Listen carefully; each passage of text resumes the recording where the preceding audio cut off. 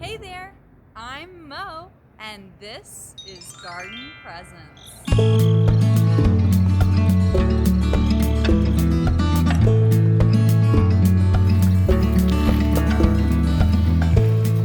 So today we are at my hippy dippy mama's house, and I'm going to be telling you a little bit about herbs. Not those kinds of herbs. Sorry, Snoop Dogg. The kind that you use in your favorite dishes on a weekly basis. I'm going to be telling you all the tips you need to know, including where to plant, diagnosis of pest and fungal infections, and how to treat those issues. Let's get started. So tip number 1 is going to be planting in a full sun location. Something that gets 6 hours or more per day is what most herbs are going to prefer, whether it be in a pot, a raised bed, or directly in the ground. Tip number 2, what are your herbs telling you? Is it a pest infection, a bug perhaps, or a fungal infection? Maybe powdery mildew? Let's find out. So the discoloration of your leaves is the first sign and symptom you'll see of most pest or fungal infections. Whether it be a speckled, uneven discoloration or a more even browning or yellowing can tell you different things.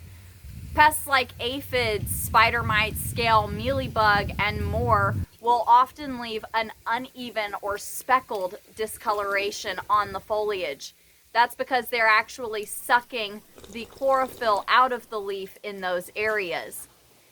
If you're seeing a more even discoloration on your leaves, that can be signs of over or under watering. Yellowing and then browning is typically under watering. And if your plant is just going straight to brown or brown spots on the leaves, that's a symptom of too much watering typically. But sometimes the symptoms can be pretty similar.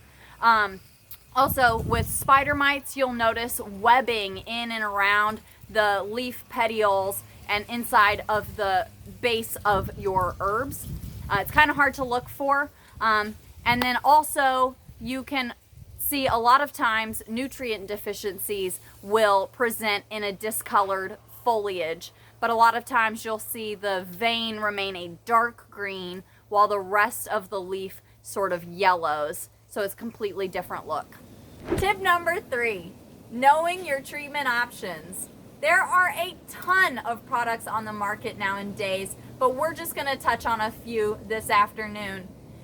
We are talking about treating our herbs and even vegetables here. You'll want to use all natural products. That's kind of a big deal. A couple of my favorite things include things like the Spinosad soap, which is actually a chemical derived from a plant. So an all-natural product. We've also got the Neem oil here. One thing I love about both of those options are that they treat pest and fungal infections. Because who has time to treat both? Ain't nobody got time for that. I also have some other options that are on the market. This BT Fungicide here is a bacterial base derived from a chemical or a bacteria called fungicide.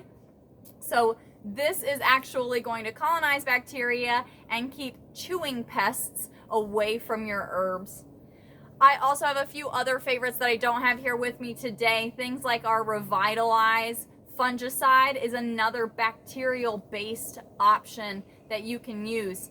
Pre-treating by doing a root drench will help you colonize bacteria in the roots and keep it from being a problem in the future. Growing your herbs at home can be a deliciously rewarding experience. I made this tasty salami and basil pesto sandwich with the basil that I grew at home in my herb garden. I can't wait to see how you guys utilize these 3 tips and what you decide to make with your herbs at home. If you've got any pictures or recipes, please post them below in the comments. And don't forget to like and subscribe for more content on growing and gardening at your home.